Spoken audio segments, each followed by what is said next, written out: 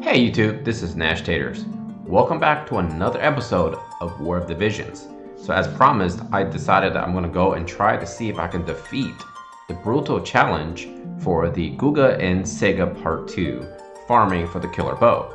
I did figure out a team that can safely do it, but for the most part, there's still a possibility that perhaps one of my units will be dead during one of the runs. So therefore, if that does actually happen, I will have to perhaps check it at the end of my, say, 800 or 900 energy spent to see if I need to go back and raise the bravery of those units, which can be annoying. But I'm going to show you in details what cards I'm using, what equipment I'm using, and which units I'm using, and what slots I'm going to be putting in. The strategy for this video is going to be a lot different than the one I did for the Spenders account, simply because, well, the units are going to be different, speed is going to be different. And of course, the AI is going to be a little bit different because of the fact of all those different factors. I'm not sure why, specifically, I put Orlando at the exact same spot, but I'm not getting the same result. But it seems like the result I'm getting seems to be kind of fairly pretty good and going in my favor.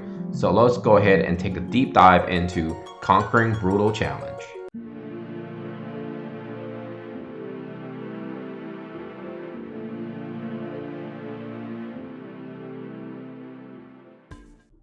So here we are. This is my main team that I'm using. As you can see, I actually did not bother manualing it, just try to get these bonuses. I'll probably do it long before I need to actually finish when the event is actually finished. I don't really have a necessity to try to get these because to me, I'd rather just farm other things and I should be able to get these things much more faster without me having to spend the time to manual it. So far, I've only attempted twice, and all the times I've done it, the first time I failed, I made some tweaks, I made some adjustments, and now I'm safely able to completely 100% auto this situation. Let's go ahead and begin with my first tank. Obviously, it's going to be Whisper, and surprisingly, I've taken her out of the shed, if you will. I haven't really been playing with her very much. This is going to be my spells. Essentially what I'm doing is I turn almost everything else off with the exception of Taunting Spell. All I really want her to do is Taunting Spell, cast Divine Healing when she is not in range of an enemy unit, and then cast Trinity Break to kind of get a little range attack in to do a little bit extra damage. But most of the time, all she does is she goes up to people's faces, melee them, and of course, just go ahead and use Taunting Spell when that is up. I'm using Sword Guard, HP up, and then unfortunately there's not much else I can add here other than to increase fire resistance, which essentially is very useless in this specific situation. I am not actually using this sword. I'm actually using the sleep sword, and the run you're going to see essentially is going to be the sword here, the same armor, and I'm effectively using one of the accessories. I believe I was using the Victory Ribbon. Unfortunately, I don't really work on her too much, so the only thing I got going on for her is Iron Giant, so I'm going to have some slash resistance. And right now it's only a level 4 with him, so I'm really not getting a whole lot of benefit from all these stats. Probably should be working on that, but as you guys know, it takes a long time to grind all that out. So I'm using that for slash resistance. Of course, this is going to be the key card for this stage, missile attack resistance up. The two attackers I'm using are going to be the two limited units only. I'm using one of the most basic tank in the entire game. So if you have this unit and you can, if I could beat this stage with this basic unit tank, everyone should be able to do it. I think the biggest difference here is your vision cards and your equipment are going to be at least necessarily for up to par to complete this challenge. My Odin is level 3, and of course my Vow Love is level 4, and then of course just use a healer. Now this specific strategy I'm going with is I'm pairing the healer with my tank, and essentially you can use pretty much any healer as long as they can survive a few licks.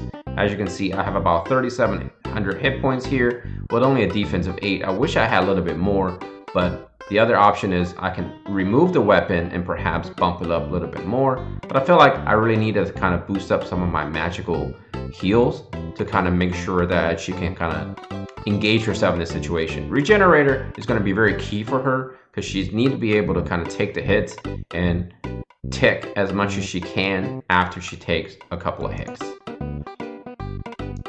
for my Mont, my main...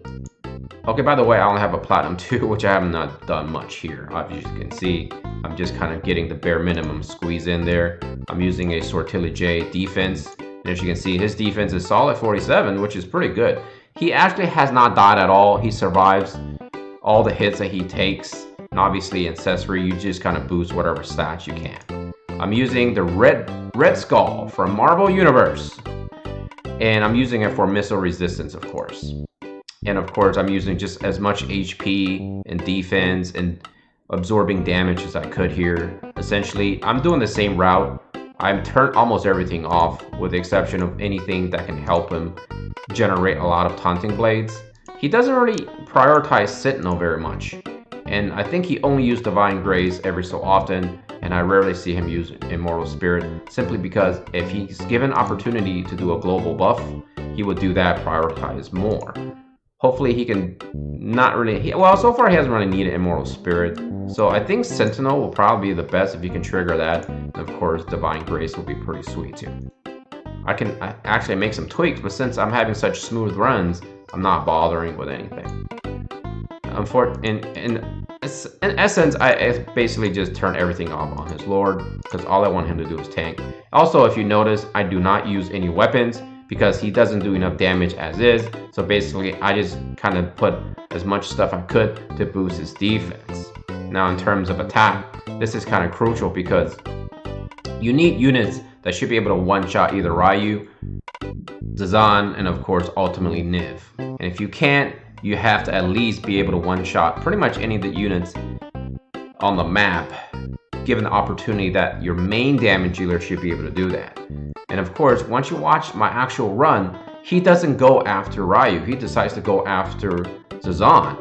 And I have put him across all three of these spots, and still he ignores Ryu for some weird reason on this account. I don't understand it, but I don't need to figure it out anymore because the strategy is very sound. He kills Zazan, then he starts rushing Niv instead, and along the way, if he runs into Ryu, he will kill Ryu along the way.